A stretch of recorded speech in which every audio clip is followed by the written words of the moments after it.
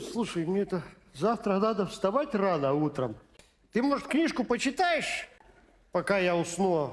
Да? Чего не так-то? Ну, что ты опять будешь храпеть, я не усну опять. Ну, я. Коль, принцессы не храпят.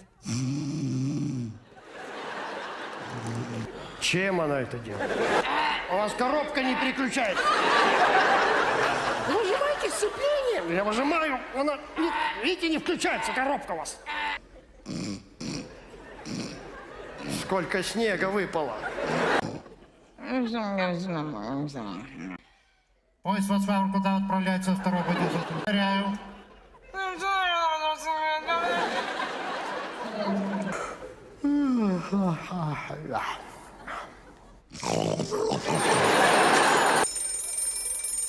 Коль, я что, храпела?